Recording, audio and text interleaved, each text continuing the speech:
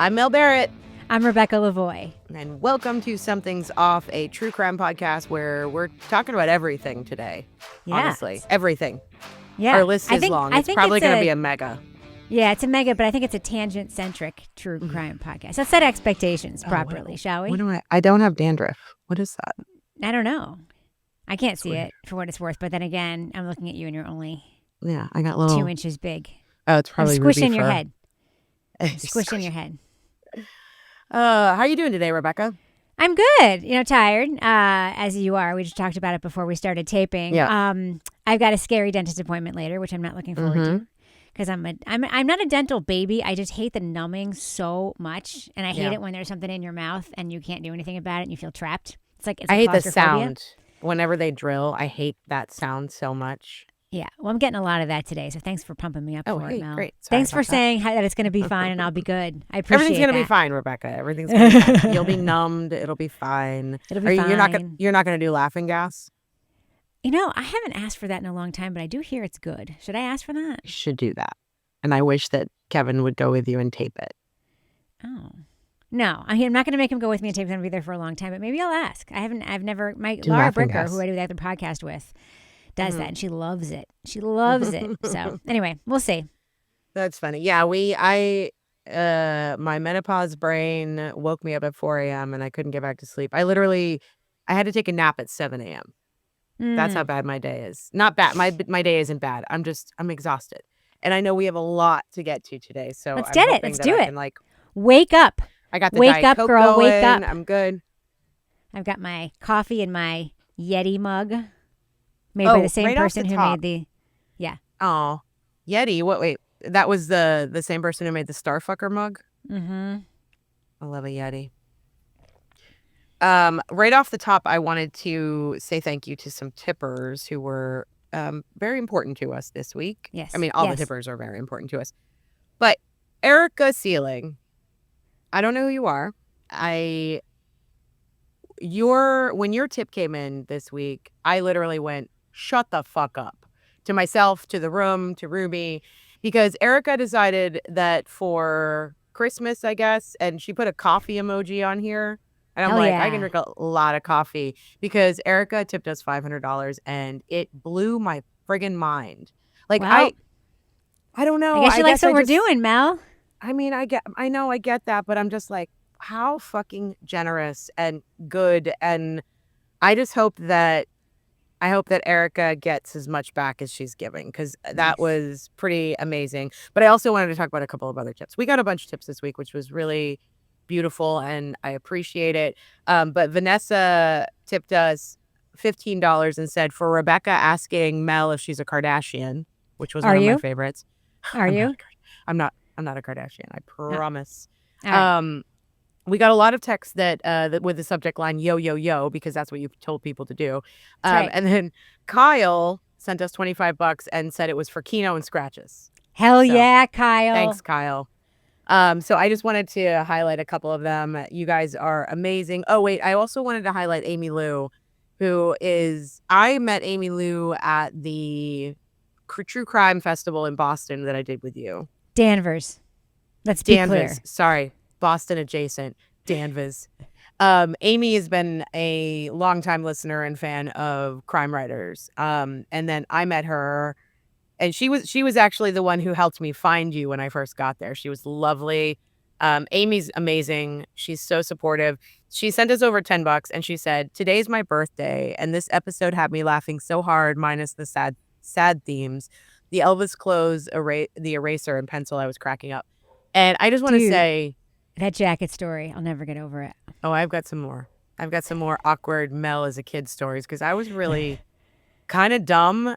Maybe I was a genius, actually. Maybe that's what it was. You're ahead of your time. I was ahead of my time. But anyway, I just want to say, Amy, you sent us money on your own birthday, and I appreciate you. That is, you have such a huge heart. And so thank you very, very much. We've also had an influx on our Facebook group, which is Something's Off with Mel Barrett and Rebecca Lavoie Facebook group. So if you want, I will remember. I was supposed to put the Chiron up, but you kind of overwhelmed me with everything I was supposed to put on the screen in the last episode. So I forgot Tips, it. Chirons. our names. Yeah, all that what we're stuff. doing. All that stuff. Photos of things, sound effects. You do all of it. You work really hard on this show, and I really appreciate it. And I'm glad that this week you're making more than 5 cents an hour, thanks to that lovely person. Yeah, Erica, Jesus, thank you. God, wow. Jeez. Anyway, so join the Facebook group while you're here right now. Hit that smash that subscribe button while you're here right now. Smash it. We are steadily, moving up, and I really appreciate you guys. We're trying to get into that algorithm that is a tough cookie to crack. So, yes, is that the saying? Absolutely, a tough cookie to crack. A tough nut to crack. Something. But you're a lesbian, so the tough nut to crack. I don't something often you say think nut. I try to keep that word out of my mouth as well as. I finally learned that you are in fact gay. I'm sorry it took me so long to. Ellen Marie Marsh outed me. Yeah, and my tool belt. It. Yeah, I've actually been in the wood shop all week, and by wood shop I mean our garage. As one does. Yeah, I've been making a bunch of Christmas presents, so I'm making nice lava boards and all kinds of shit. Yeah, I'm really excited about it. Yeah, I love that. Shall we get into it? I don't even know where to start. I don't know where to start. Okay. Should we tell the audience that we are probably as overwhelmed as they are, and we are trying to wrap our head around some of these things, and so bear with us. Okay. Yeah, we're doing the best we can, but it seems like just when we think there's not going to be anything interesting, and we're like, this is it for the week. Then there's tons more, and also we always after we tape transparently, we're like, oh shit, we forgot to talk about X. Right. Yeah, I wrote a list. We forgot to talk about the good letter last time we were on. Yeah. Which is something that I really want to talk about. But yeah, we're going to talk about new filings, the good letter. We're going to talk about Corey Hopkins' latest Queen revelation about Nikki G. Perjury. I'll just throw that out there. Perjury. Yeah. We have a lot to talk about. So can I just start with one quick thing? Absolutely. I apparently am not the only person who's interested in the platform on which the McAlberts are having their fundraiser. Tell me more. There is a tweeter going by the name Jim Shorts on Twitter, JIM Shorts. That's really funny. Who just having nothing to do with us. So I'm just grabbing my phone so I can pull it up. Having nothing to do with us, I don't think, has also been looking at this fundraiser. Now, it's a PR campaign. We know that it is every week or so. There's a big influx of donations. Right. And this person, Jim Shorts, I'm just going to call them Jimmy S., actually did some data scraping on that particular fundraiser and compared it to other fundraisers. What's data scraping? Data scraping is when you look at a website and instead of looking, you can basically write a piece of code or use a bot or something to get the raw numbers off of a thing. Okay. Or you can just take the, that was a very simplistic and stupid way to describe it, but you know what I mean. Or you can also do data collection or data journalism when you'd have a spreadsheet and you would just put numbers in manually. But it seems like this was a little bit more technical on Jimmy S.'s end. So what Jimmy S. is saying, and now I did not do this math, so I'm going to have to leave it up to Jimmy S. I just had it up 2 seconds ago. What happened, Mel? What happens is I haven't gotten used to the new iOS on my iPhone yet. Oh. And the tab situation is a little bit beyond me. So I know you can have multiple things open, blah, blah, blah, but I haven't maybe figured out how Jen to do McCabe that. knows. I'm slightly behind. I'm slightly at that age now where when new things happen, I can't learn them. That just happened. I don't want to. I'm just like, okay, can we stop? Can we just leave this? Let it be the same for a little while so I can get used to it. And yeah, I hear you. Okay. So Jimmy S. says, I will testify that something is fishy about the House Defendants fundraiser. I used a web scraper to pull all of the donation data off Give, Send, Go, and would you look at that? 64% of the donations have been from anonymous or fake donors. Now, by fake, I think Jimmy S. means imposter donors, people using other people's names. Like people who use your name? Correct.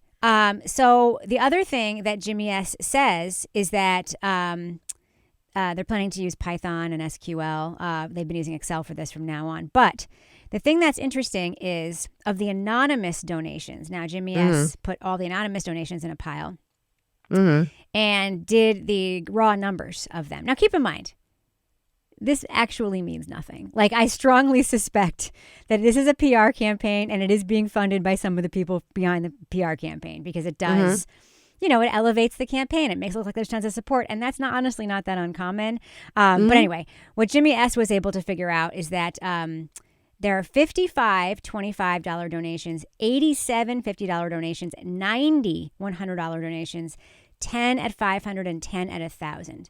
So of the 90 at $100, 74 came in the first 8 days, and only 16 came in the last 16 days, as of the time that Jimmy S. was scraping this data. This is a few days ago. So then Jimmy S., actually, this one was from yesterday. Jimmy then ran Aidan Carney's fundraiser next to it and looked at the proportions of donations and the numbers on them. And essentially, the distribution of these anonymous donors is very skewed toward the $100 number and away from the $25 and $50, and that this likely defies the norm. So, I'll tell you, from doing fundraising on broadcast streams for many, many years, you basically set a baseline common donation that you socialize with your audience, right? So what we'll say at New Hampshire Public Radio is $10 a month or $13 a month or whatever. We say that number over and over and over and over again. We say things like it's our most popular one because we've made it our most popular one by saying it over and over and over again.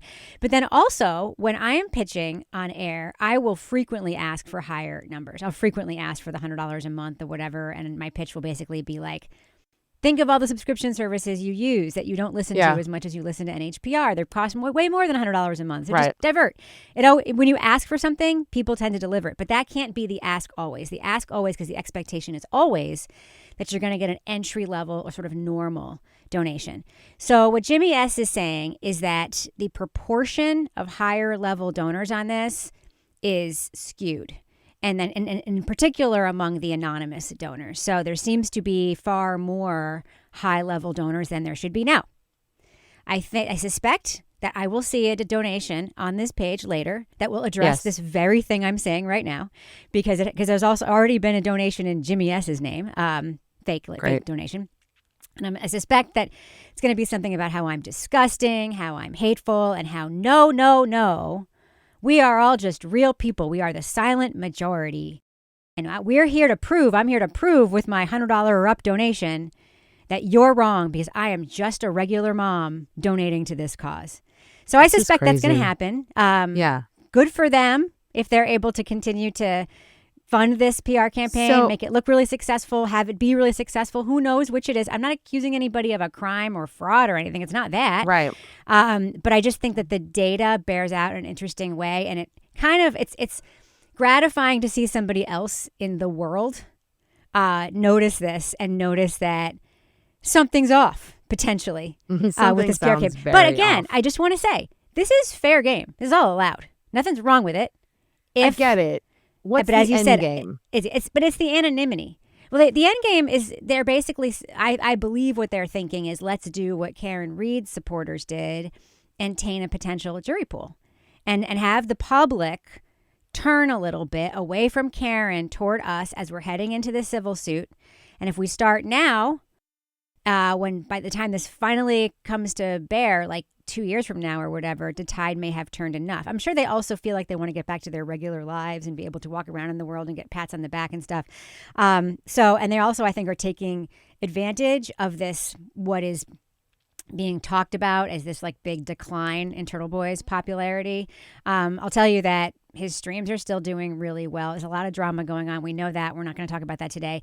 But I think that they have seen a moment and they're trying to seize it. And again, I'm telling you guys, if you're watching this, there's nothing wrong with that. And I'm not saying there is. I'm just saying, A, I don't like it when you use my name and you're anonymous. I think that's cowardly. Mm-hmm. And B, the data is interesting. The data is interesting. And if they are hypothetically, just like funneling back the money they've made. So I guess my question is, let's say that they've actually made like 20,000, right? And they keep funneling it back in with these $100 donations through anonymous, donators and all that. It's a lot of work, and the only thing it's really going to get them, I guess it's going to get them press, which it has. need. It has gotten them press, this thing. And it's also gotten them on the leaderboard on Give, Send, Go. And it does create the impression that there is a successful wave, a tidal wave of support. Perhaps in their regular mom community, there is a tidal wave of support. And I do know that there are some people, other people in the world who are like guilt, fraud, innocence fraud people, or really anti-Karen Reed people who are probably seeing this as an opportunity to voice their opinion, which they can't probably do on Facebook in groups because everybody attacks them or whatever, or they feel attacked. Right. But the other thing is just like the vitriol on the page continues. Now, do you think I'm being vitriolic and disgusting and mean right now, or am I just like making observations that someone might not like? I think it's the latter. No, you're just making observations, but that someone might not like. That's fair. Yeah, that's totally fair. I mean, the thing is, you're allowed to say your opinion about especially, and the thing is, it's kind of personal because they've decided to attack you. Well, whoever they are. I will say what would be more reasonable as a response to what I'm saying is, so Rebecca Lavoie is wrong. This is what's actually going on. Right. And I'm donating $100 to prove it. Real name. Or name that isn't anonymous, or name that isn't somebody else. And it's like, don't be the vitriol, like the language that's used, the vitriol. That's the society we live in. That's social media. That's, It is, but it also is a bad look on a fundraiser that's supposed to be for a good cause. Absolutely. But so, anyway. I honestly don't think that people really care anymore about what something looks like. That's true. Okay. I mean, that's all we don't have to like dwell on it. I just thought it was interesting that someone else in the world also thinks this is worth I agree. I'm glad that somebody did that. Yeah, for sure. So let's move along. What do you want to talk about next? Well, I think that we can sort of transition into the we've got 2 filings in the O'Keefe civil case. And a response from the judge, too. Oh, we did get a response from the judge. I didn't know about that yet. Yeah. Wait, did we talk about that? No, I didn't know that. And then we also have the Karen Reed House defendants, the postponement. So I think we just go right into the O'Keefe civil. Oh, we're talking about the 2 different things. I was talking about the judge's response in the House defendant case. Oh, okay. And there have been 2 filings in the O'Keefe case. I'm sorry. My bad. No, that's okay. Don't at me in the comments. I'm acknowledging in real time that I was being a bad listener. It's okay, Rebecca. You're still a good person. Trying. So I don't even know where to begin with these 2 filings. So basically, the way I'm gonna give the Mel Cliff Notes version. I'm gonna give the Mel Notes version of how I understand it, and then we can discuss it, and I'm sure people will correct me. From what I understand, looking it up. I'm not paying attention. Just FYI. Go ahead. I know. You got called out for like looking at your phone. I was like, damn. Oh, I'm trying to help, like, get something that we might need. Dude, I go on other people's streams and like, hold on a second, let me look that up. Yeah, I know. So whatever. I'm trying to be subtle. It's not working. Some of the commenters are really hard on us. I'm like, Rebecca's not like, she's not just like, hanging out on her phone and watching like TikToks while I'm talking. She's actually like researching and doing stuff. So researching. I'm trying to look up something that I already had that I should have had handy that I don't. Let's be real. Okay, go ahead. Okay. So the O'Keefe side filed a motion asking, they had a like sort of a major question. I don't remember what it's called in Massachusetts. When they're allowed 30 of them, that's all I know. What is it called?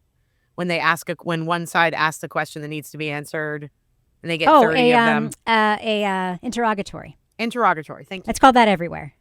No, it's not. It's it's called that in New Hampshire too. Oh, in New York, it's called something else. That's why I was confused about it, because I was like, "What? I don't understand what this is." Yeah, but the written questions that you send to your opponent in the case. So yes, we're doing that in our stupid Kevin suing his neighbor case too. It's called interrogatories, and basically the idea is it's pre-deposition, it's it's pre-other, it's part of disclosure, and you can answer questions and ask for documents as part of your interrogatories. And in Massachusetts, you get 30 of them. And I think in New Hampshire it's 20 in a civil case, but I'm not 100% sure on that. But anyway, from what I understand from the other law tubers I've been listening to, most lawyers will put a bunch of their questions together. They might do like 10 what is it again? Menopause break. Interrogatories. Thank So you. think interrogation, interrogatory. So it's like I know in my head, I am saying the word interlocutor, which I don't even know if that's a word. Interlocutor is like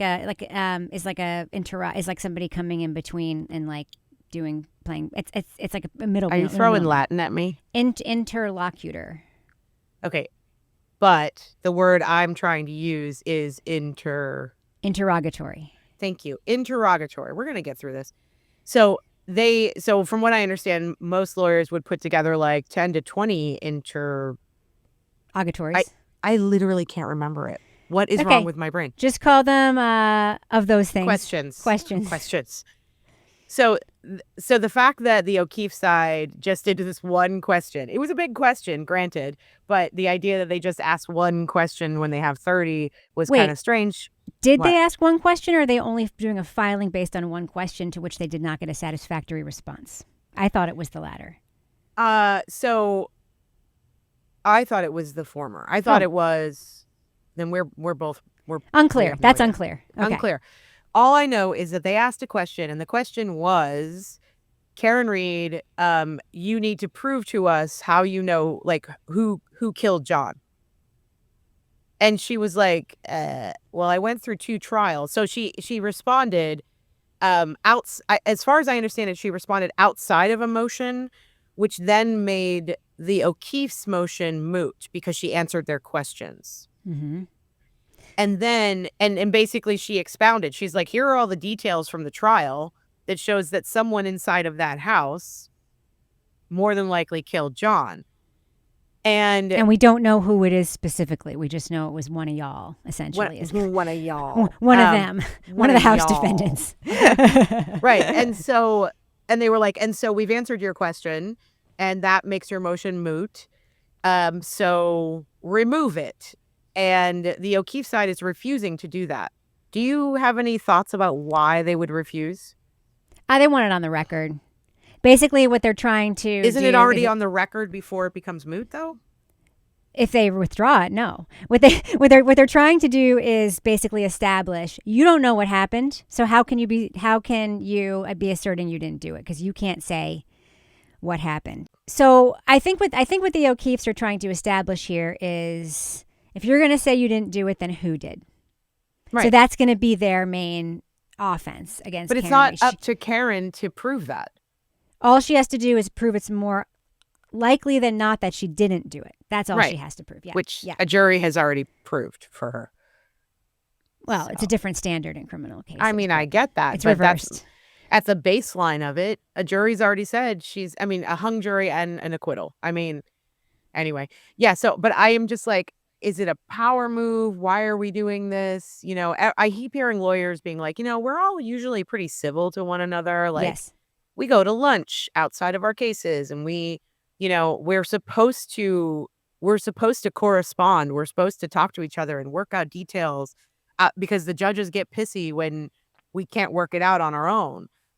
So I don't know what it is about Karen Reed and her attorneys, but it sounds like the other attorneys are just like throwing up roadblocks. The judge is kind of not having it either from either side, and I really like that. So the judge is Mark Gildia. Probably not pronouncing it right. Sorry, Mark. And basically, he had given them a hard deadline to do all this stuff, and then there was going to be a hearing. Produce any documents, do whatever by this hard deadline, and then we're going to have a hearing on it. So he basically, in his ruling on this, said, you guys need to agree on what you disagree on before we have a hearing, and clearly you're not doing that, A. And B, the response from the defense here seemed disingenuous to me. It literally says the word disingenuous in the ruling. So it's basically like, you guys need to get your shit together, talk to each other like normal lawyers do, find your couple of areas of disagreement in a narrow scope, and that's the hearing we will have instead of now on the 19th. It's going to be on January 6th. Get your shit together, motherfuckers. So I do like this judge a great deal. This is the judge in the O'Keefe civil case? I'm looking at the documents right now. Paul O'Keefe individually and his personal representative, Margaret O'Keefe individually and grandparent of, against C&C Hospitality, C.F. McCarthy's Grill, and Karen Reed. On page 2, it says, What would, quote, be significantly more helpful to the court is for the attorneys to communicate further to narrow any hours of disagreement before any hearing. A review of the Rule 9A filings in plaintiff's motion to compel further answers from Ms. Reed reveal a concerning claimed unwillingness on the part of the plaintiff's counsel to narrow areas of disagreement. So he's blaming the O'Keefe's counsel there. Likewise, counsel's claim to, quote, not even know what issues plaintiffs have with a supplemental answer, despite plaintiff's memorandum citing the Superior Court Rule 30A and stating clearly what they believe applicable rules, appears disingenuous. So basically he's saying, you guys knock it off and you guys knock it off. Get your shit together, talk to each other, and then we'll have a hearing on those matters. It can't be just broad, like they didn't answer this, they didn't answer this. That is not what his judge is actually doing a process, giving them deadlines and doing a process. And he's like, you need to stop. And what really struck me was the delay isn't very long. Because if you put Christmas and New Year's, the week between Christmas and New Year's, when a lot of people aren't really working, these lawyers are going to have to work now. It's very actually between now and January 6th is not between now and January 6th. It's actually between now and the 23rd and then the 2nd through the 6th. So it's just a few days. But I think I'm confused because as far as I understood it, so there was supposed to be a Zoom meeting. I'm jumping to the other case right now, Karen Reed versus the House defendants. There was supposed to be a Zoom meeting tomorrow in this case. Oh, maybe that's why I'm confused about it. The other case is federal court. We're not going to be seeing anything on Zoom or anything. So this hearing is the one that was postponed. So there was supposed to be a Zoom hearing tomorrow. And Karen Reed's team was like, no, we want this to be in person. And they got no response from the O'Keefe team. And somehow they landed on, we're postponing it to the 6th and it will be in person. I think that's what Karen Reed's team suggested. Like, we're happy to postpone, but we want this to be in person. Right. So here's also what the judge says. This is the first page. The court will have, so this is about the hearing, right? That was going to, this is what the hearing in-person proceeding stated. This is what they said they were going to do. The court will have at least three separate motions to compel before it, involving numerous parties and non-parties, all of whom are represented by separate counsel. Now here he's talking about the two restaurants, the O'Keefes and Karen Reed, okay? Some of the motions are interrelated and will likely involve considerable back and forth amongst various attorneys in the court. Under the circumstances, an in-person hearing will be significantly more helpful to the court in rendering its decisions on pending motions. The court appreciates counsel's concerns, but hopes to be up to the task at hand. So then he says, but you guys need to agree on what you disagree on before that hearing actually happens, and you have to the 6th to do that. Clowns. He didn't say clowns. Clowns. I added the clowns part, but it definitely reads like this judge. Cowards. I love this judge. I really do, because I think that just as much as we want to hold the O'Keefes to a certain standard of procedure and stuff, we also want to hold the Reed team and the C.F. McCarthy's and Waterfall teams to that. It's like you want to make the process as fair as possible. So you can't pretend you don't understand things that you do understand. You can just refuse and say why, but you can't be like, we don't get it. Like you do. You get it. I got it. You get it. This is the same judge who, in the very first hearing, I think, right? I'm asking the question, actually. This is the same guy who basically was like trying to guide the O'Keefes in the first hearing, like, maybe this isn't a great idea to bring this case. That guy? He, in the first hearing, heard the motion to merge the two cases together and seemed very fucking skeptical of that. And that looks like it's not happening. Right. And he basically said, this process is hard. It takes a long time. It costs a lot of money. And at the end of it, nobody might be satisfied, was essentially what he laid out. Essentially saying to them, like, I hope you guys don't expect a quick settlement or payday, because it's very clear that these legal teams on the other side are not doing that. So he was just throwing out expectations and saying, you know, this could go into 2026, 2027, et cetera. 2028. And he's really reasonable. He seems really normal. He seems calm. Really have good control of the courtroom and is not taking any bullshit from these attorneys, which I love, because we know that in the history of this case at large, the criminal side, delay, obfuscation, all of it was a prosecutorial tactic. And this isn't a prosecution, it's a civil case, but he's not going to allow that. And I personally, it's very good for us because it will make it very clear what we're missing and what we're not missing, because the judge will say so. So anyway, that's my takeaway from this as a non-lawyer person discussing this. But I thought it read fairly straightforward. I mean, he's no Judge Frenier. But who is? That's true. This sort of leads into the Proctor emails, which I am wholly confused about, and I'm hoping we can talk it out. Okay. I'm not confused about this. The only thing I can never remember is which case. That's the problem. Like, there's also it's a case. It's not. It's a case. It's not. I think it's somebody representing themselves pro se in this case. Yeah, that's what I'm getting to. It's not a Scapiccio case.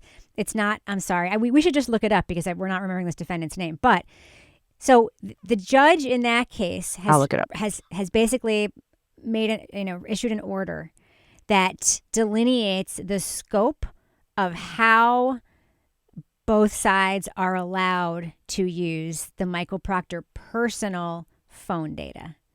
And so basically it says the counsel is not allowed to show it to anybody else. The counsel is, and he's talking in particular about photos on the phone, photos of minors and intimate photos. Now, he made no intimation at all. There is no reason to conclude that there's nude photos of minors in there. That's ridiculous. Put that aside. It's probably just pictures of his kids and other people's kids. Yeah. And then the nudes, we don't know what they are. They could literally be porn from the internet. They could be Michael Proctor taking pictures of his own dick. They could be nudes that he found from other people's phones. It could be anything. So I don't think it's fair to jump to too many conclusions about the nudes, but it is clear that there's material here that is bad enough for Proctor that the judge is allowing it in, but really wants to limit who can see it. Like, for instance, he does not want it tweeted. That's very fucking clear. Yeah. But he also doesn't want Karen Reed to be able to use it in her civil cases. They can't share it with other counsel. That has to come from a separate request from the Reed team. So any temptation that these lawyers might have to be like, hey, we should share this with Alan Jackson because it'll come in. This judge is saying no. They can get it if they ask for it and their judge says yes. That's basically what this judge is saying. Boston.com had reported at one point, I don't know when this article came out, but that one of the text threads on Proctor's device, for example, included images of intimate body parts, personal info of participants, and even the name of a sexual assault victim. So, I mean, my mind goes all over the place, obviously. Either he's sending dick pics or he's taken pictures from someone else's phone that he did an extraction on. And then, of course, with a sexual assault victim, my immediate thought is Sandra Birchmore. So I just this guy's a piece of shit. You know what points me to dick pics? The fact that the wording is intimate body parts.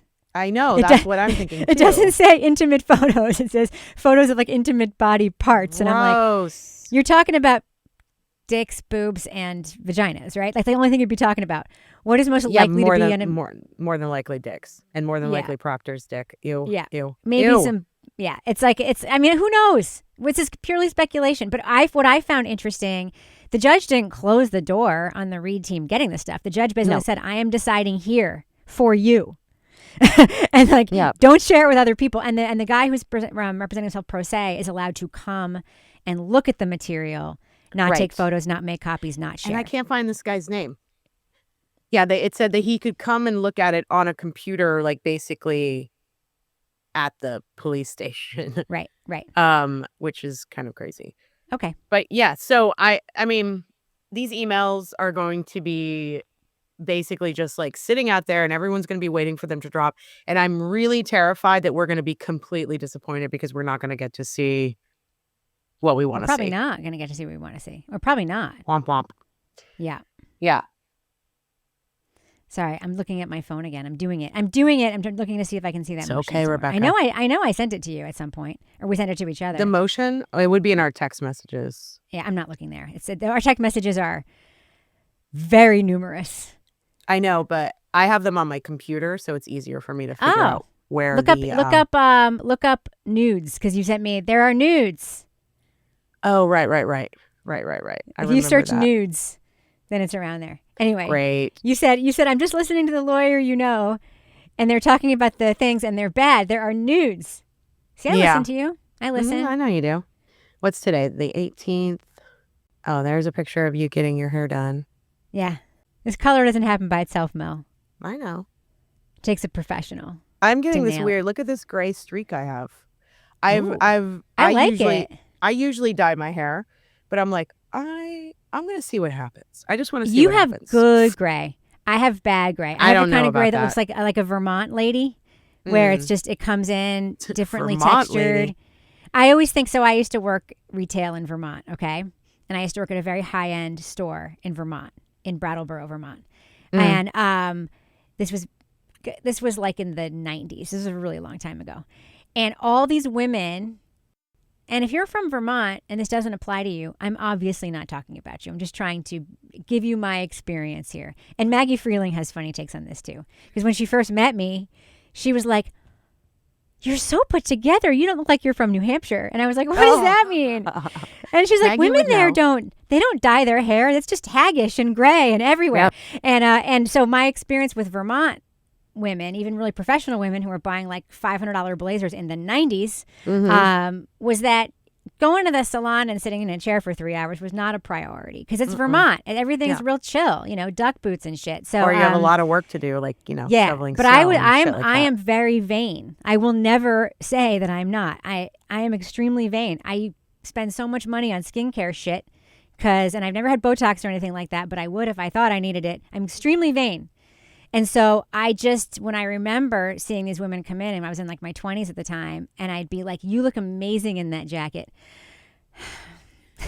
Like wanting to give them my comb, No judgment. Yeah. You can do what you want. I'm just too vain for that. Like if I get a dent in my car, I'm getting that shit fixed. I understand. This is me taking a leap right now because I'm telling you, like, look at you my have sides. Good gray though, and gray can look fantastic. Your gray is like silver.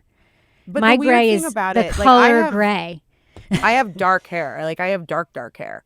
And so when I started, getting grays, I'm like, oh, Jesus. I feel like it drowned me out. It made me look sort of blah. Yeah. Because I'm used to having pretty like dark hair. But yeah, I just decided a few months ago, I'm like, okay, let's just see what happens. I love your hair. I think your hair is totally fucking rad. But it's so weird. I think you should try letting it go. My stylist told me that there's a process. If your hair's short, so you don't have to go through like a process. Yeah. And she said it's not dissimilar to a process that Black women go through when they want to go from treated to natural. Is that when women decide to go gray, she likes to guide them through the journey of self-discovery to their grayness. Okay. And she said about 50 to 70% of them say, "I'm going back, dye my hair." Yeah. But because a lot of people have shitty gray hair. I am one of those people when it comes in. So I have to use eyebrow pencil now because I have so many gray hairs in my eyebrows. Really? And a few anyway. And they make my eyebrows look really invisible, which looks weird when I have, such like bold features on my face. Like I know I've got a nose. I know that I have like cheekbones and shit. And so when the gray truly is bad, it's the color gray and not like a cute color gray that people would dye their hair to be. It's like bleak day gray. So anyway, that's what I thought was going to happen. But then for some reason, it all came in on my sides like I'm an old man. It's hot. No, it's hot. It's so strange to me. I don't know. It's anyway, hot. But I'm going with it. I'm going with it for a little bit. But then someday I may show up and be like very dark haired again. Yeah. Because I just can't. I went back through our text and I do see where I was like, there are nudes. But you didn't send me anything to go with that. Oh, I suck. No, you don't suck. But we're going to figure out who it is as soon as we stop taping after everyone in the comments has said how stupid we are. I want to click on the link, but I don't want the video to pop up and be loud. So I'm not going to do that. But concerning order on Proctor's personal phone. That's the other thing about this. This is his personal phone. And why does he have pictures of sexual assault victims on his personal phone? That's the question. I know bullshit. That we know there's racist stuff on there because Capiccio told us so. And anti-gay stuff. Yep. And we know that. So, I mean, he's just a shitty person, What's he doing, though? You know what? This is so interesting because I am... I think I told you I work with Pam's lawyer, Matt, a lot. Matt is an amazing guy. He's become one of my best friends. We've been talking a lot about this case that happened around the Freddie Gray murder. Mm-hmm. And this group of dirty cops here in Baltimore. And it was like led by one guy. There have been a couple of books written about it.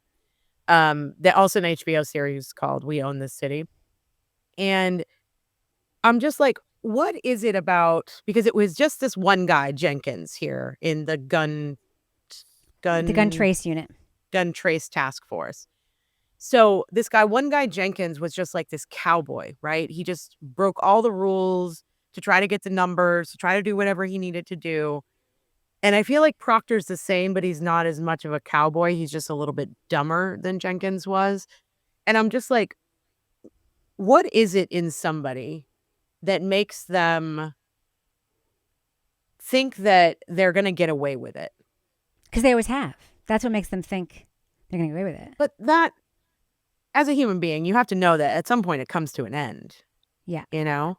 I think that's not true. No, that's not true.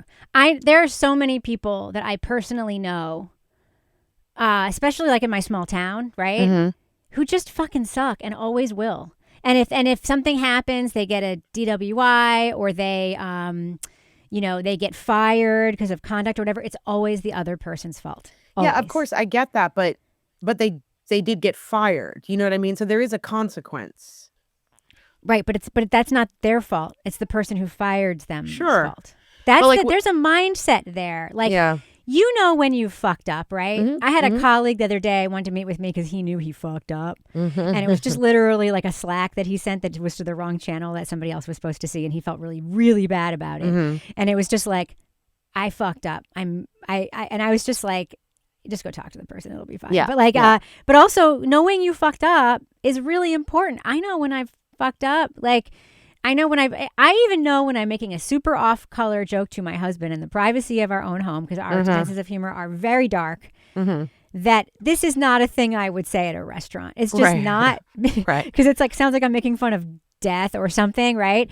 Because my moral compass is not perfect, but it certainly is like here. And some people's moral compasses don't exist, and they think the whole world is out to get them, period. And they will never not think that.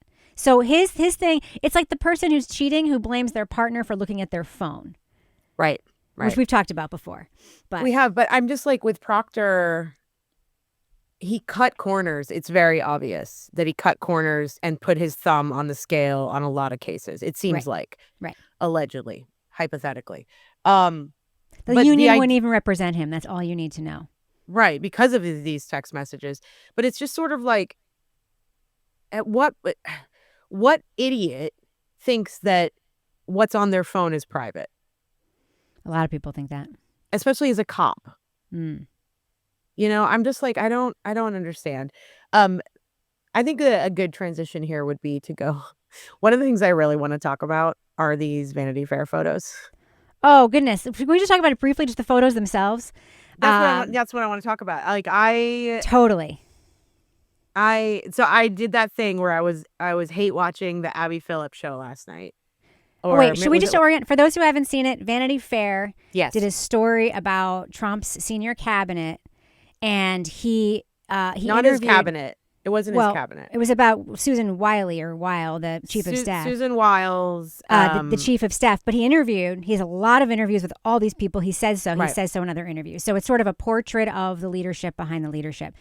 And he interviewed her immediately. She denied having said some of the things he said. Of course, he recorded all of his interviews. He interviewed her 11 hours. Times. Yeah. And all these folks came in to get their photos taken by this particular photographer who was doing this piece. So the photos some of them actually aren't bad, and some of them are really unflattering. So they're art. It's art. Super, super close-ups.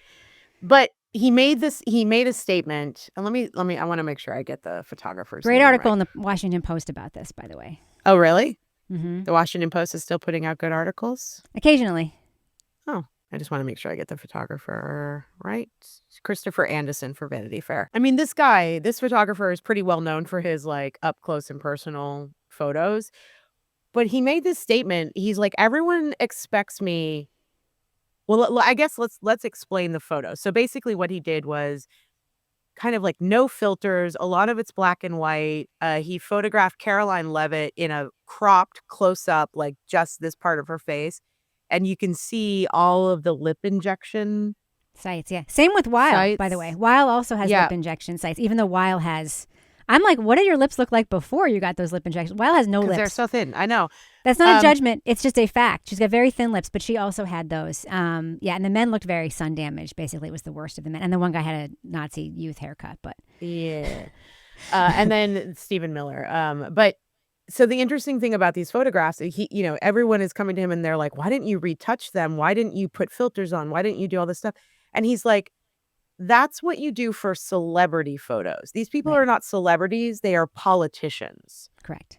And that's his editorial. Yes. He would do the same. I mean, people will point to, Biden's press secretary in Vanity Fair. That was a different photographer.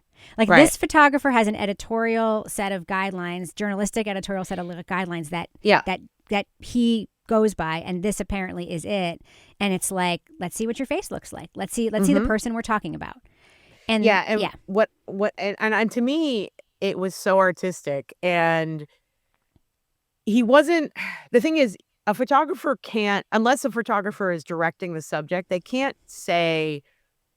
make a subject into someone who's horrible. That person is showing who they are in the photo, you know what I mean? And so when you look at some of these photos, to me, I was like, I am looking into the face of like evil. And these people are, in your opinion, in my opinion, like Caroline Levitt's eyes and Susie Wiles' eyes were just dead. Like they seemed dead to me. Like they were just blank. There was nothing behind them. And then I found it really interesting because the quote that I sent you, the photographer said that Stephen Miller was the most concerned about this photo shoot and like what he was going to look like. And Stephen Miller, I will remind everybody, is the bald-headed guy who... He's behind all the immigration policy stuff. He actually, I think his photos are the best of all the photos. Yeah. It's probably the best photos I've ever seen of Stephen Miller. Right. But he came up afterward and he was like, you have, I'm paraphrasing here, but he was like, you have in your hands the ability to be very kind with these photos. And the photographer said, yeah, you know what? So do you.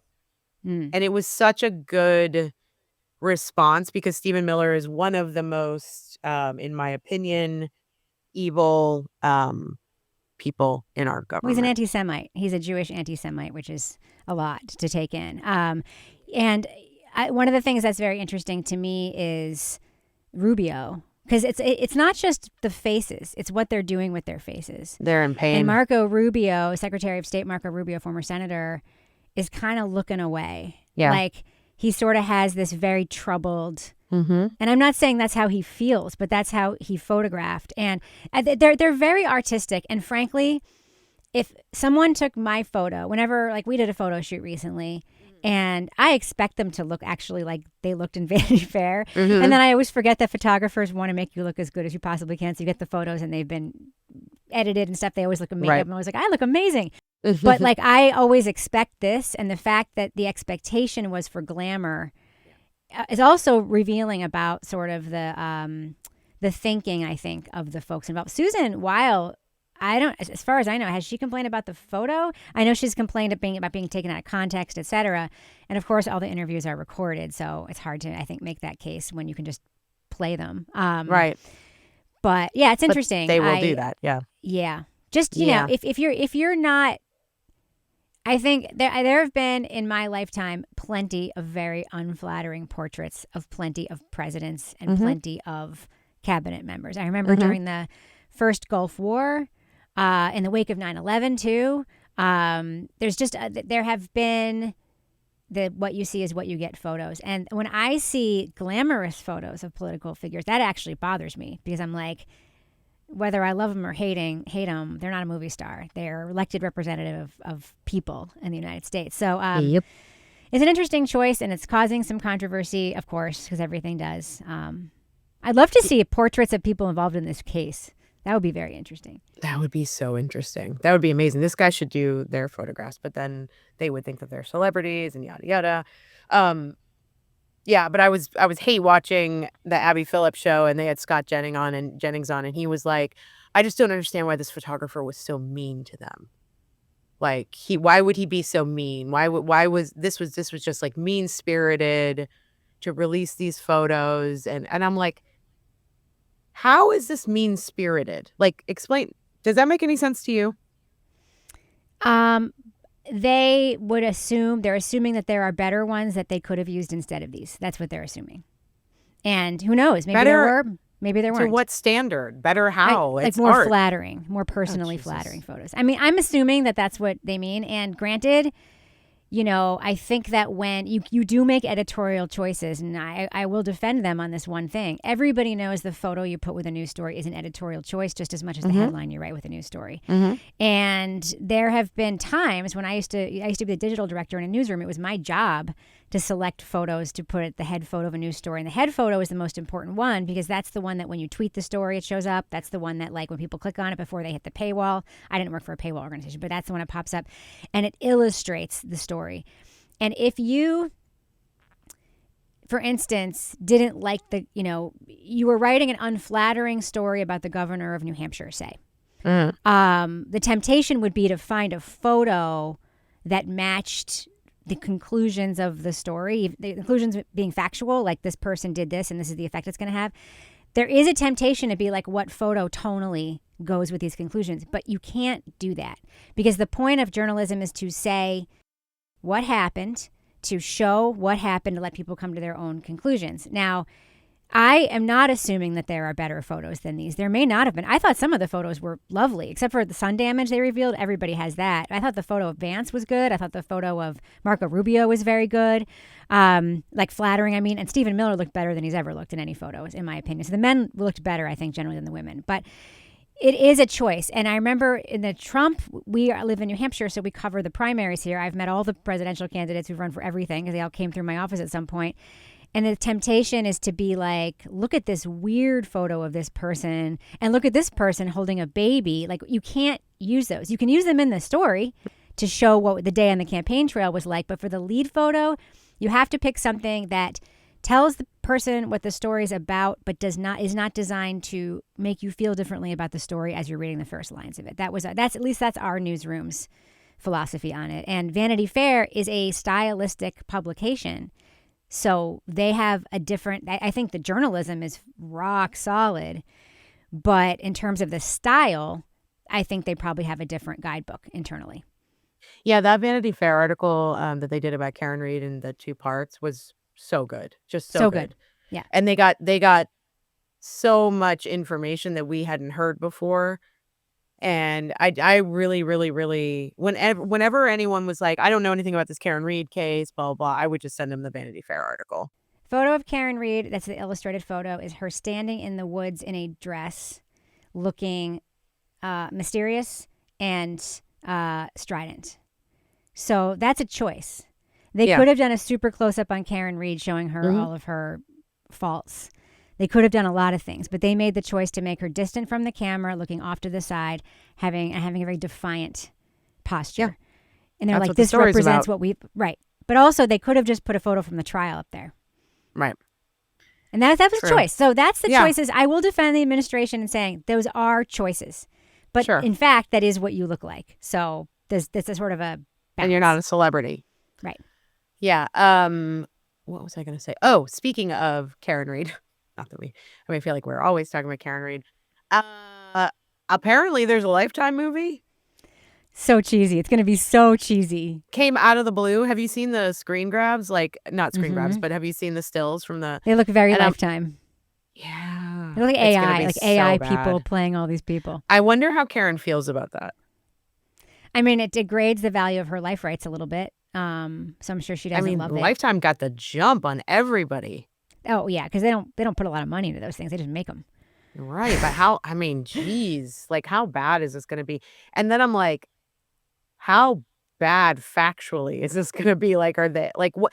So whenever there's a Lifetime movie, I'm always like, okay, well, they choose a side, so.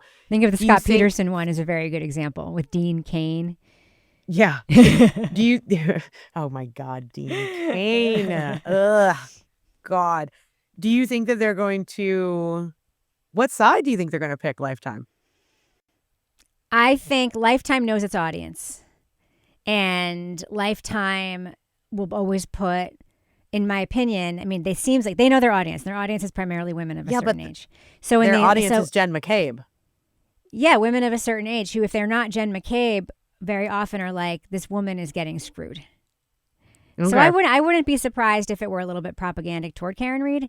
Allegedly, there's an anti-Karen Read documentary coming out on Netflix. I find it hard to believe, given the people who say they starred in it, that they are going to make a real documentarian would make something that was skewed toward those folks. I mean, we're talking about who said they're going to be in it? Kate Peter, Lindsay Gaetani. Kate Peter sort of claims to be the star of this forthcoming Netflix documentary. So we'll see. I mean, it could be. About this? It'll be interesting for me if I get to interview the person and they actually made it from that perspective. That'll be a really interesting experience for me. I look forward to that. So because Rebecca does a show for Netflix, a podcast for Netflix called "You Can't Make This Up," where she interviews directors, producers, actors from the new Netflix documentaries that are coming out. Yeah.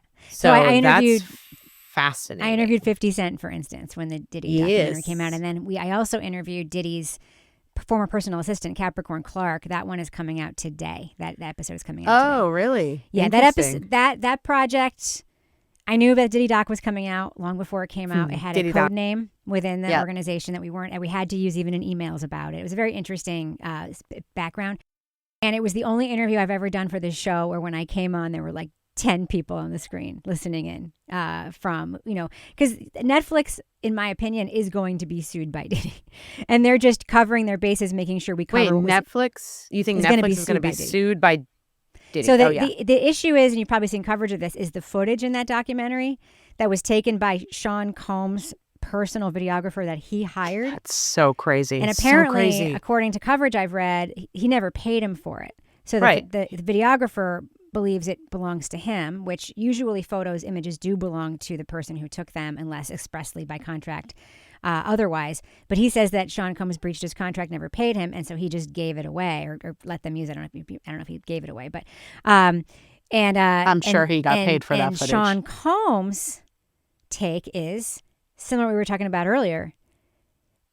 If you've seen the documentary, this footage is damning. It shows him about to be arrested, scrambling his team, yelling at people when they don't do what he wants to do. His son appears to be very complicit in his activities in some of the footage, and so it's bad. It's damning. It shows him being grossed out after he shakes regular people's hands, and his complaint is that they used it without his authorization.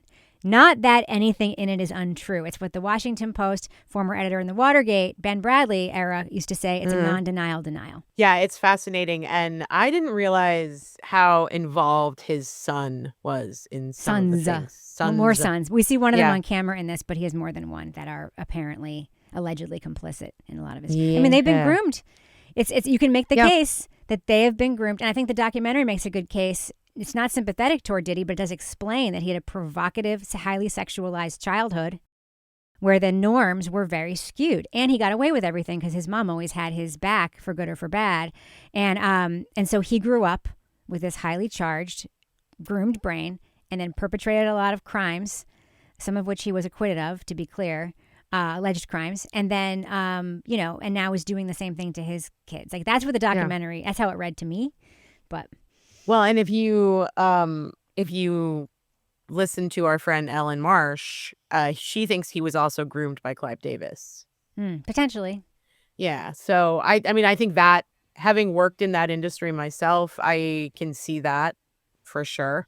I mean, I don't necessarily mean groomed sexually. I mean, he might have also he was groomed for the way that he ran his business. Right. And he's watching other people behave the way he is then later caught on video behaving when he beats the shit out of Cassie in front of that elevator in the hotel hallway. That video is the crux of the entire public take on the case. The public could have seen everything else, the complaints. They could have seen the arrest photos of the baby, everything.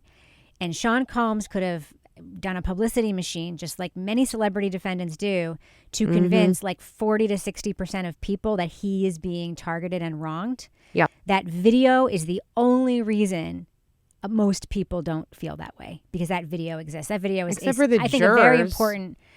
The jurors they interview so tell on themselves in that. It's really, the documentary is super good. I mean, it leaves a lot of stuff out, I think, but like it is super, and I think it puts stuff in that we didn't know.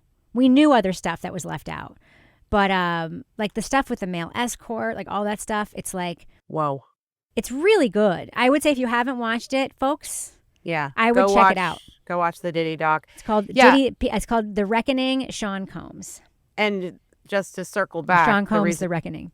Yeah, Sean Combs, The Reckoning. The reason why you're talking about this is because there is a possibility that there is a Netflix doc that is anti-Karen Reed coming out, and that Kate Peter might be the lead in it, and hopefully Rebecca gets to interview some of them. We'll see. According to Kate Peter. Wouldn't that be something? I mean, I will have to disclose my conflict to Netflix that I've been talking about this case forever. I mean, they know it's not. I mean, I think Netflix knows. They know about the readathon. They know about all that stuff. So. Yeah, and they're, it's a marketing podcast. I mean, it's like some directors will go places that I love, and it turns into like a really interesting interview that's like kind of off scripty and stuff. But a lot of the interviews are very much like, tell us about your process making the film, because that's what it's for. And so I probably would ask questions along those lines for the most part. And then probably ask other questions just to see what they say that may or may not make it into the final cut of the podcast. So, but the Netflix knows, for instance, if we do an interview of a documentary that is just like okay or whatever, I won't then talk about it on my other podcast. I'm trying to be respectful. I try to only highlight like the truly excellent work. And I try not to highlight work that I think other people might not care for. And I want there to be a perception of conflict there. So, yeah. Staying in line with this Karen Reed news, we found out this week we saw Alan Jackson on camera in Los Angeles outside of another courthouse, because he is now representing Nick Reiner, who has been accused of brutally murdering his parents, Rob and Michelle Reiner. Do you have any thoughts on it? I know this I understand. Like you and I have talked about this before. Everyone needs a good attorney. I don't care what you've done. The best they can get. The best that you can get. But there are a lot of people out there who are like, Alan Jackson, I thought you were a good guy. Like, keep in mind, Alan Jackson also represented Weinstein. Like, everyone needs Spacey too, right? Did he do Kevin Spacey? Yeah, he did Spacey too. And then there was somebody else, and I can never remember the other person, but it's a big name. So what are your thoughts on this? I think everybody should be afforded the best defense they can get. I don't believe this is going to trial. I believe that the work Alan Jackson is laying the groundwork for, and his statement, if you watched it, is my client has severe mental health issues and is going to try to mitigate the damage that could be done to the rest of this man's life as a result of being convicted of these murders. So I don't believe it's going to go to trial. I think he's just trying to lessen the damage. And, he is a shark. I mean, he was a prosecutor. Alan Jackson, I never thought during the Karen Reed case that like Alan Jackson is a soft good guy. No, that's Yannetti. But not soft, but I think Yannetti has like a pureness to him, which I know is not fair to ascribe to anybody I've never met, but he telegraphs that. Jackson does not telegraph that. Jackson telegraphs, I am going to fucking win this case. Which is why when Alan Jackson says, I've never been sure in my life that my client is innocent, I actually tend to believe him, because he's such a shark in other cases that he goes to places a person could be acquitted and reasons why, and will call something out of context. They'll call it a lie, whatever. That's what lawyers do. But yeah, he's an interesting guy, and I think this man deserves, like everybody, deserves the best defense he can get, even though clearly the result of what he did was completely abominable. Yeah, I mean, like I said the other day, I was heartbroken. Rob Reiner is one of my favorite people on the planet. I don't know anything about his wife, Michelle. I'm sure she was also amazing. I was devastated to hear that they were brutally murdered by their own son, allegedly. And then I knew right off the bat. I mean, I come from a family of addicts. I've been around addicts my whole life. I've seen them do insane things. And if you couple that with a drug addiction, like when I say addicts, I come from a family of alcoholics mostly. I have a couple of drug addicts in my family as well. But this poor kid, Nick, has been in and out of rehab. I think he said he's been in and out of rehab 17 times since he was 15 or something like that. He also did a documentary with his dad about his struggles. So not only is he an addict, but he also has mental health issues. Everyone in his family was aware of it. His parents did everything they could. They sent him to rehab over and over and over again. They went to therapy with him. They were there. They supported him. They loved him. They loved him. They loved him. And there's only so much you can do with another human being's life because it's up to the other human being. And if they have mental health issues, then the only option, if the mental health issues are that severe, and then sometimes the only option is like involuntary committal. Committal.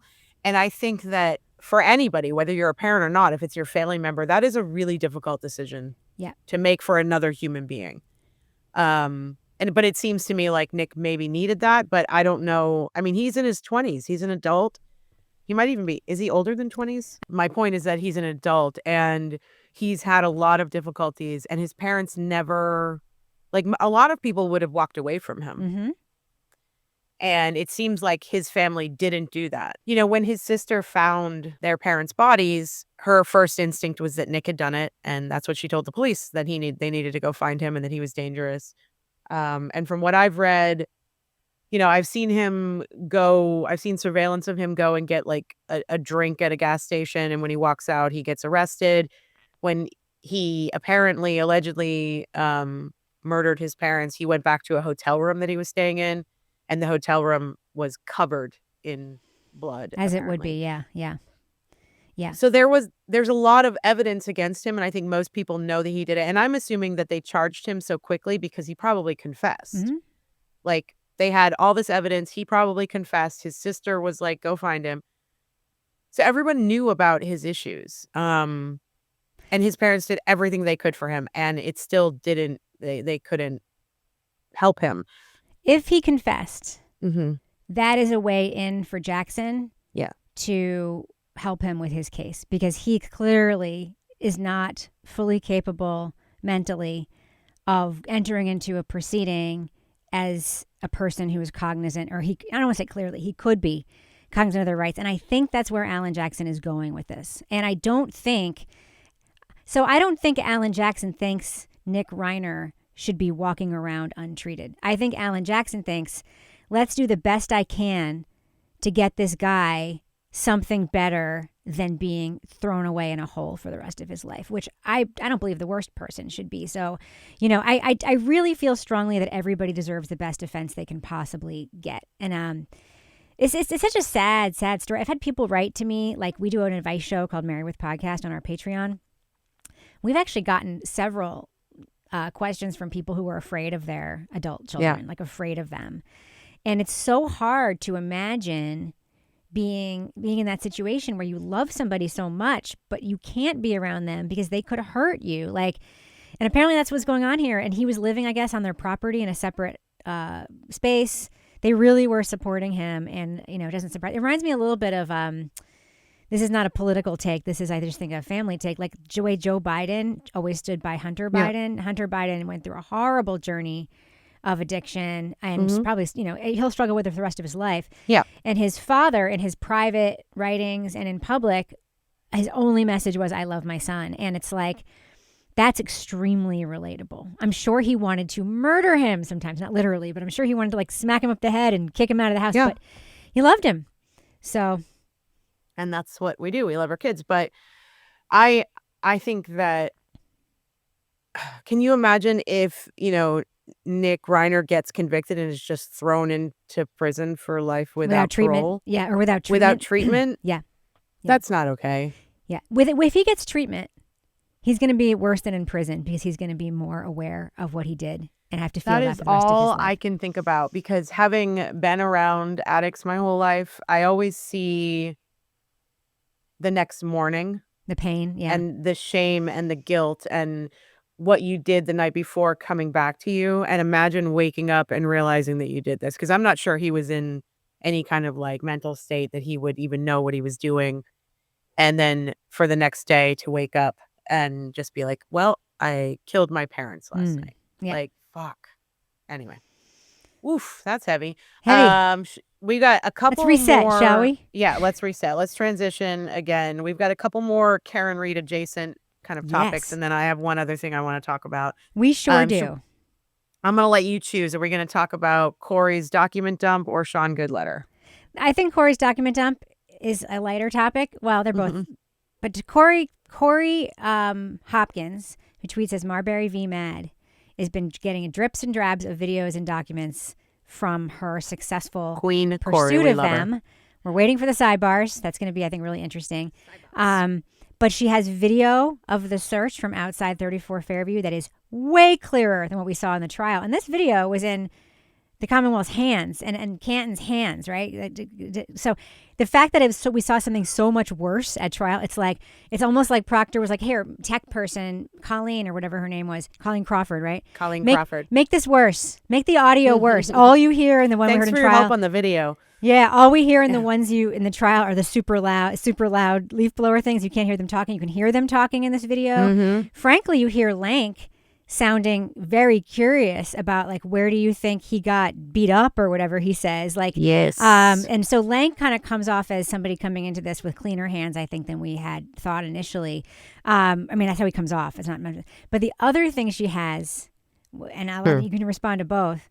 She has Nicholas Guarino's report after analyzing Jen McCabe's phone. And what did Nikki G say at trial about Jen McCabe's phone? I didn't analyze Jen McCabe's phone. I never looked at Jen McCabe's phone, right? And it's on tape. It's on fucking video of him saying that. I'm not putting words in his mouth. Perjury. Yeah. Perjury. I mean, because that's not. I cannot chalk that up to a mistake. A mistake or lack of memory or something, because he saw Jen McCabe's phone and he said he didn't, and he knows what he did. He wrote a fucking report. I was going to say, it. Not only does he know that he looked at Jen McCabe's phone, he also wrote a detailed report about Jen McCabe's phone and the searches that were on Jen McCabe's phone. Correct. And that is Brady. That's willful. If the defense didn't have it, that's Brady right there. Oh, yeah. So a Brady violation for, I'm sure everybody knows that. What does it matter now? It doesn't matter now because she's been acquitted, but a Brady violation means that the prosecution has on purpose withheld potentially exculpatory evidence from the defense. It comes from a Supreme Court case called Brady versus Maryland. And so potentially, I mean, a lawyer might feel differently about this. I looked at this and I thought, if she was found guilty, this is a major Brady violation because he lied on the stand, which is Brady violation, perjury. Yeah. There had to have been more. That I do not believe, this is my opinion, I do not believe the Commonwealth gave the defense. Well, we know they didn't. I know they didn't because they had more information in the second trial that they didn't even have access to in the first trial. Yeah. And it was stuff that the Commonwealth had already had for like 2 years. So the idea, like I'm going back to this. What the fuck was Canoni thinking? Like, she sat through both trials. She knew the Commonwealth didn't give them evidence, like exculpatory evidence that they could have used in the first trial. Yep. How did she even allow the second trial to keep going? How many times did the defense ask for the case to be dismissed? Or was it twice during the second trial? Twice during the second trial. Motions to dismiss. Very, very full-throated motions to dismiss. Yes, full-throated. And she should have dismissed it just based on the fact, just based on the fact that the Commonwealth had Brady violations that she just wouldn't even acknowledge that they were Brady violations. What the fuck is wrong with her? I don't understand still to this day. I have an opinion about that. Tell me your opinion. My opinion, I'll reiterate again, is that she might be experiencing some cognitive decline that predisposed her to believe that everything was a conspiracy and that the prosecution was acting above board. Because I have a friend who used to work with her and said she was so smart and so lovely, and which is when she was in the public defender's office, and so like she was a mentor to all of these other younger lawyers. and that they did not recognize the judge they saw versus the woman that they used to know. Okay, but then my question there is, and this moves in political, this is a political question as well. Why are we allowing people with cognitive decline to stay in positions of power? I'm looking at Mitch McConnell, I'm looking at Joe Biden, I'm looking at Donald Trump, I'm looking at Bev Canoni. If people around them are noticing that there is some sort of a decline, why is no one doing anything about it?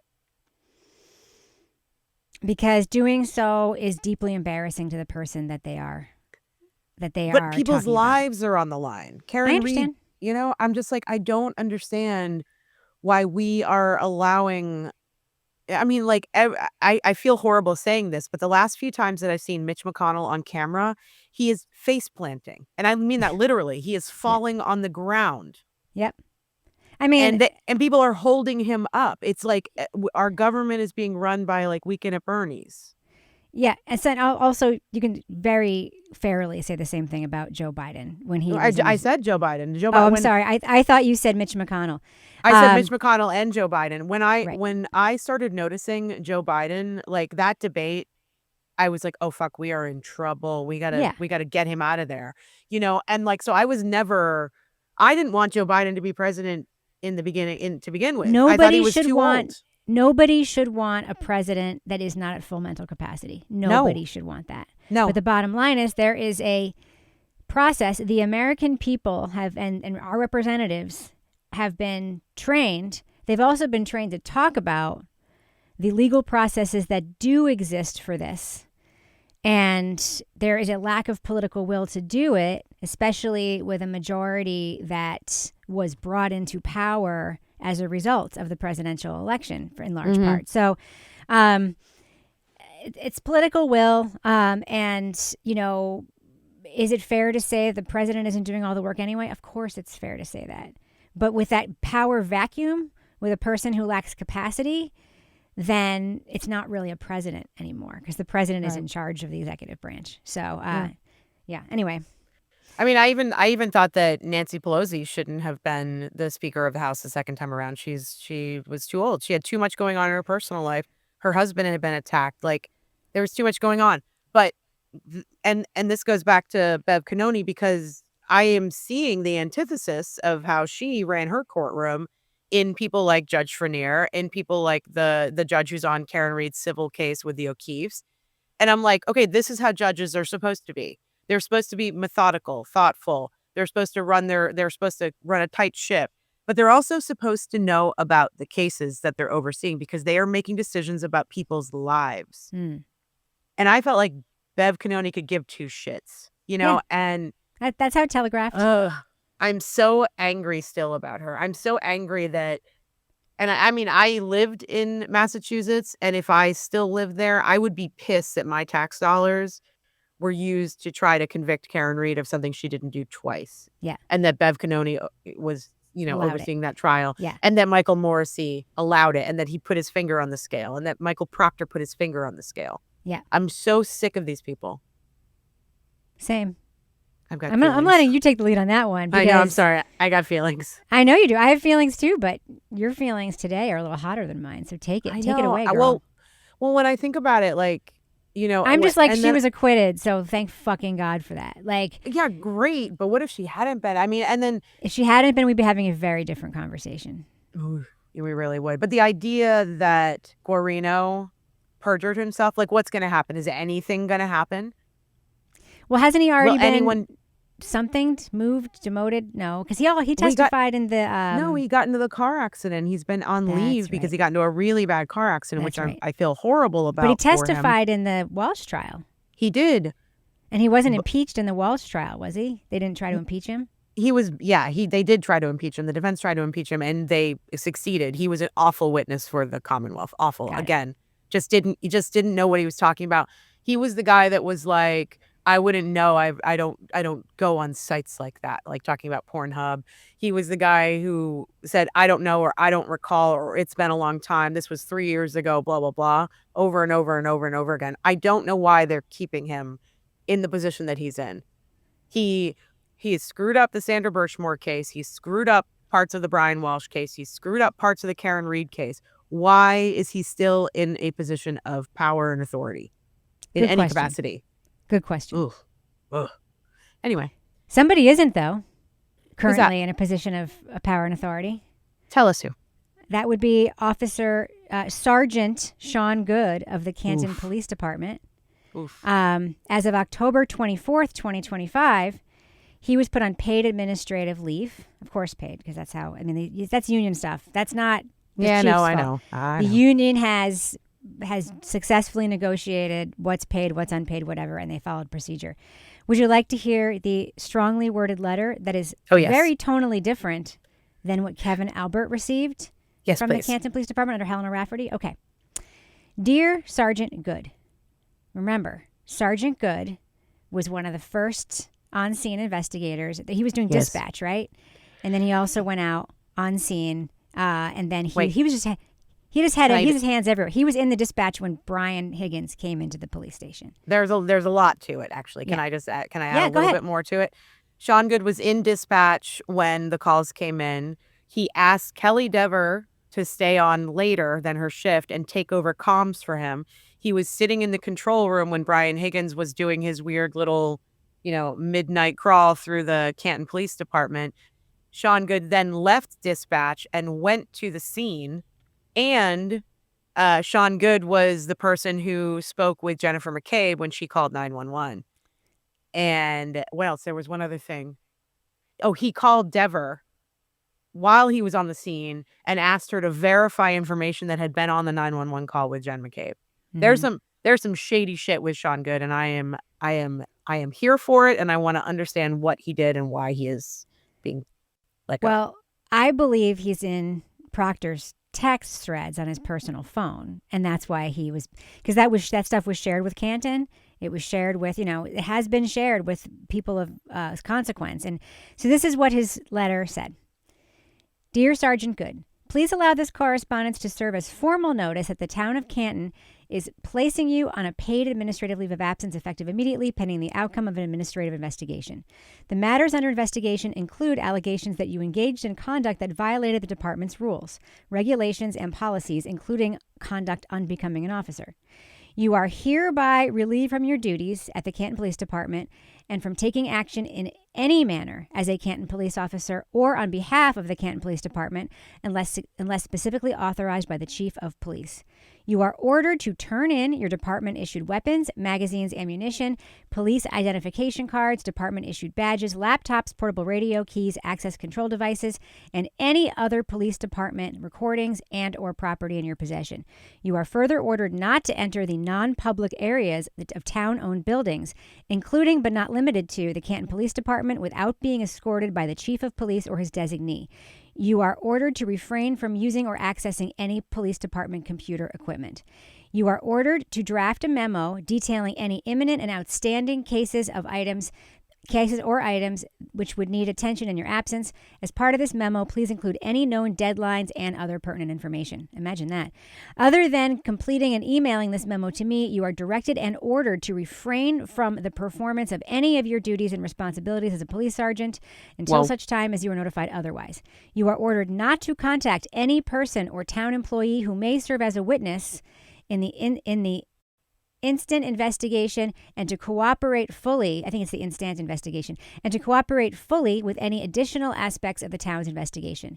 Be advised, retaliation of any kind directed toward any person involved in this investigation will be met with disciplinary action up to and including termination. That includes, by the way, like tweeting at people, whatever. You will receive notice of an investigatory interview under separate cover. The town will consider any failure to strictly adhere to the above as an act of insubordination. Should you have any questions, please contact me directly. Almost over, I promise. Please be advised, in compliance with the Peace Officer Standards and Training Post-Commission, the town may be required to send notifications of the instant investigation to the Post-Commission. Love, no, just kidding. Sincerely, Joseph Perkins, Interim Chief of Police, Canton Police Department. Goes in the personnel file, CC personnel file, and CC James Galanis, Union President, J. Galanis at town.canton.mass.us. Whoa. Strongly worded letter. What are your thoughts on it? Like, you go first. I like this chief. Corey Hopkins has said good things about this chief, that he has been cooperative, that they had a conversation that was productive. He seems to be the right person for right now in that job. This is the question we ask about the Birchmore case. We asked it about the NCDAO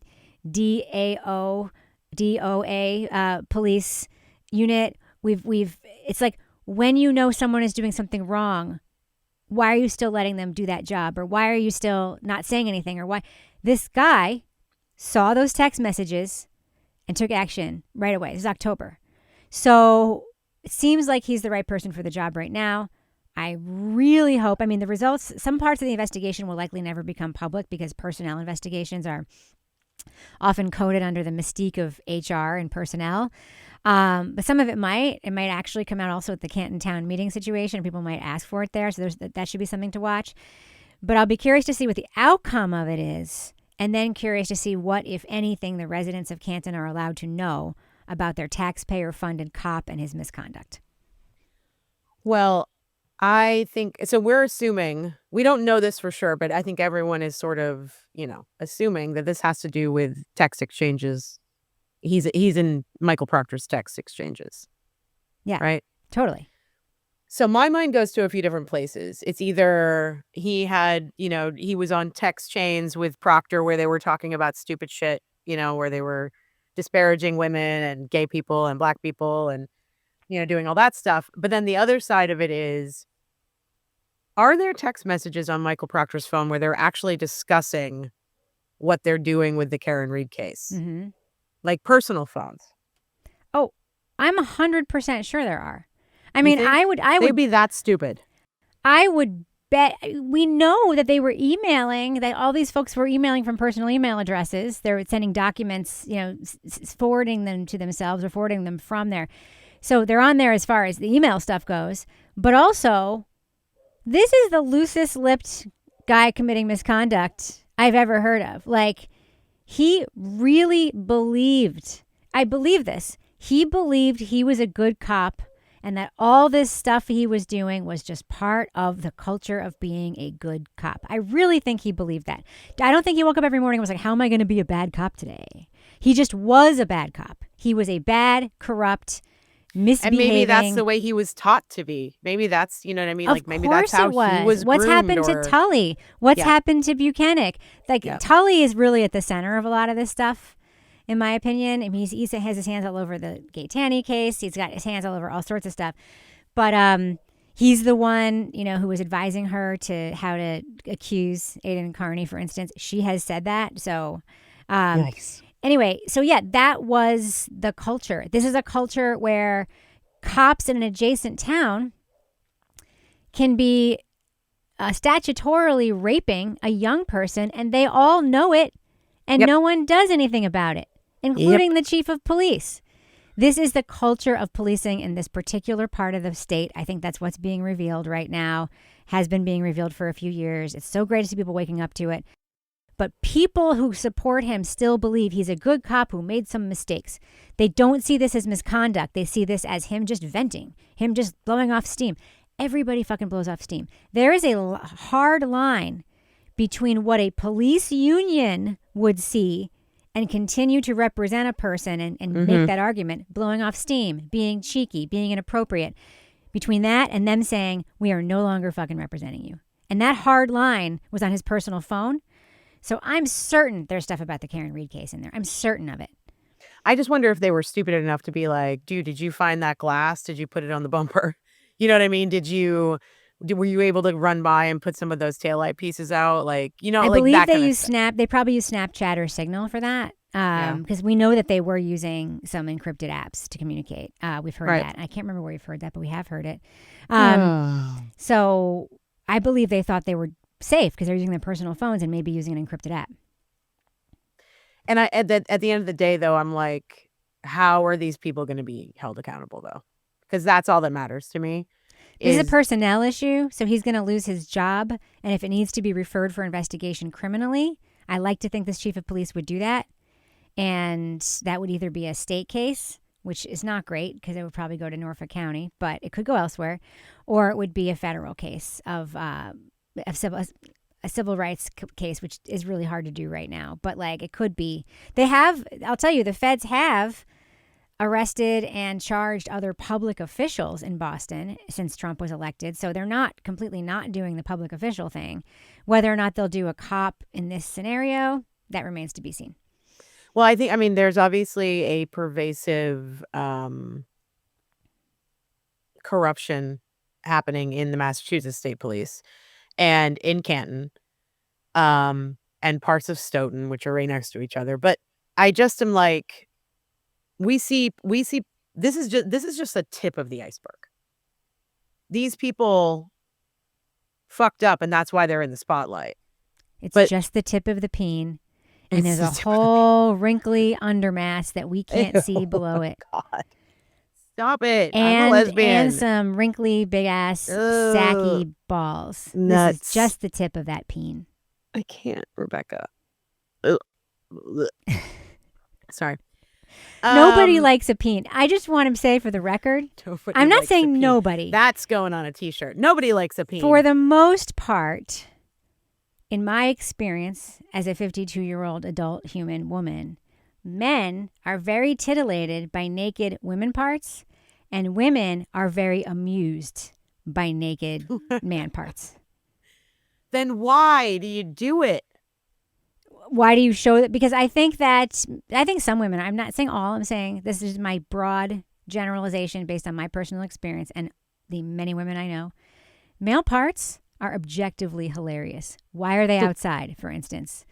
Right. Like, why are the balls outside? I understand there's a physical reason to keep things cool or whatever, but like when men walk around proudly naked in their own homes, thinking it will turn on their wives. In some cases, that may be true. Oh my God, I can't think about Kevin right now. God. In other cases, there's other ways. Let me just say to the men out there, there are plenty of other ways to be sexy. Choose one of those. Like put on a tool belt and fix something that's broken. Yeah. Have a fucking sense of humor. You know that, I mean, technically, women also have peens. They're just much smaller. Yeah, and there's it's a vast network of sensitive things that goes all the way up your. It's on the inside. Yeah, yeah, it's amazing. The clitoris is magical. So is the G-spot. Yes, agreed. Okay, moving on. I have one case that I want to talk about. I am not going to go into detail about it, though I probably will cover it on the in-between. But I want to sort of give a really quick cliff notes, and then just say what's happening. And I don't think we really talked about this, so this might be a surprise to you. I want to talk about the federal indictment of J.P. Miller. Are you familiar? No. Oh, great. So very quick backstory. J.P. Miller is this, in my opinion, complete and utter douchebag pastor of like a mini mega church. Like he's trying to be a mega church. You know what I'm talking about? Is this the guy who probably killed his wife? Is that guy? Yes. J.P. Miller. That's all I know about it. Literally all I know about it. This is a case about coercive control. He has been accused previously of grooming and having sex with minor girls who were in his church. So this guy's had a long history of just getting away with it. He met Micah Miller, and they ended up getting married. They had children. She was heavily involved in the church. She was very, very, very devout, religious. So just to give you an example of the coercive control, at one point, because she was feeling, I think, depressed or was having issues within the marriage, he said she was having mental health issues, and he involuntarily put her in a mental health like a what am I trying to say? A facility. Fuck. Menopause.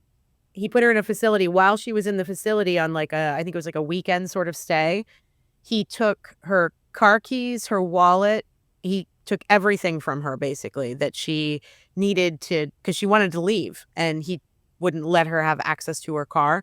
Not only that, she was prescribed lithium, and so she came home with lithium, and I don't want to say he force-fed it to her, but he would make her take the lithium. Mm-hmm. He would make her take medicine. When she finally was able to leave him, she was incredibly courageous.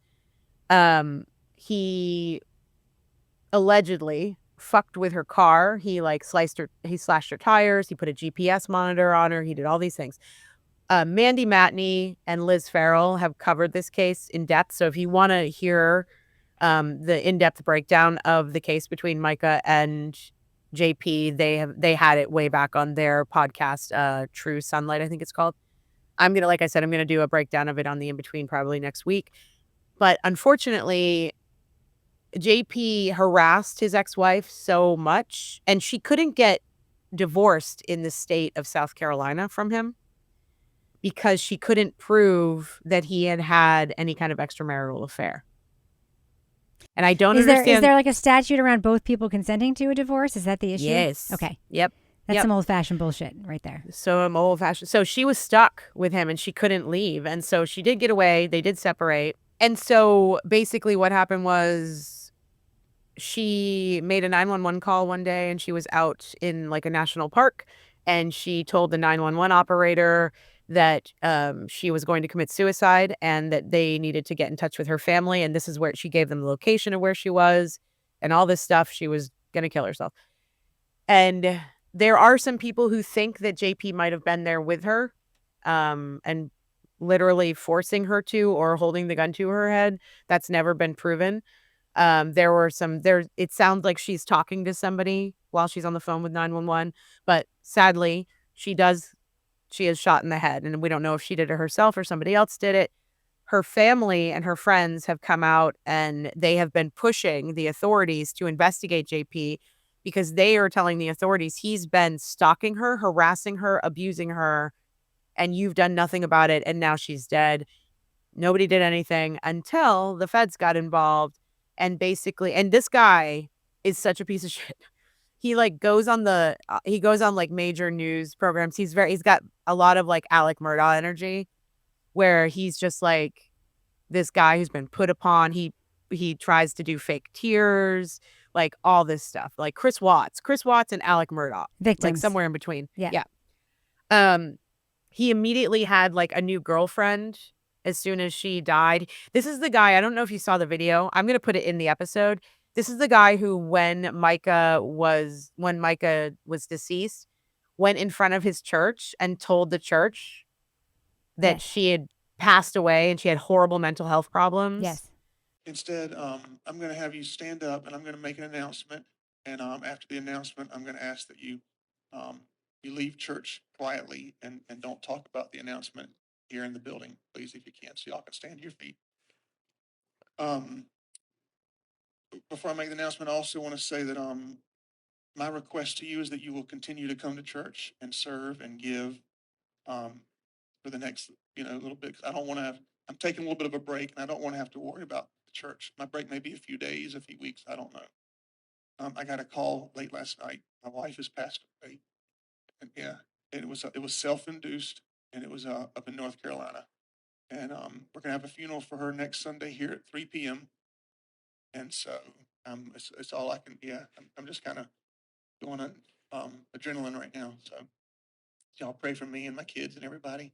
And y'all knew that she wasn't well mentally and that she needed her medicine that was hard to get to her. And so I'm sure there'll be more details to come. But just keep our family in your prayers. And I'm going to let Pastor Randall, Bishop, he can pray. I get a microphone, he'll pray out. And if you have anything you want to share as well, I appreciate it. Come on, let's pray. And it sounded like he was already trying to give everybody a story and an alibi and blah, blah, blah. So the feds just indicted him on cyber stalking. Now, I haven't read the full indictment yet. The indictment came out today. Mandy Matney posted it. Everybody was really concerned that he was going to be charged with cyber stalking with somebody else or something unrelated. The indictment came out this morning, and it is all about him cyber stalking Micah before she committed suicide. So this is actually about Micah. Yeah. That's interesting. And one thing one might want to look for is further indictments to come. I've experienced this in a case that I'm adjacent to, not personally when the feds investigated a matter involving my workplace. And very often the initial indictment is an initial indictment, and there's sometimes is more to come. Sometimes. Okay, so J.P. Miller, here it is. So U.S. Department of Justice, a federal grand jury in Columbia returned a 2-count indictment against John Paul Miller, 46, of Myrtle Beach for cyberstalking and making false statements to federal investigators. So those are like... Lying to the feds is a crime. Yes, it is, Jen McCabe. So basically, the indictment alleges that beginning in November 2022, Miller sent unwanted and harassing communications to his estranged wife until her death for 2 years. April 27th, 2024 is when she passed away. The harassing behavior included Miller posting a nude photo of the victim online without her consent. This is a pastor. This is like Southern Baptist, I think. I'm beyond believing that pastors are above reproach. I know, but well because they have an institution that protects them, that they protect the institution that protects them, that they. I mean, come on, watch Shiny Happy People. Yeah. So, it goes on to say, causing tracking devices to be placed on her vehicle and in one instance contacting her over 50 times in a single day. The indictment also alleges he interfered with her finances, that is true, and her daily activities, and on one occasion damaged her vehicle tires. He cut off her money.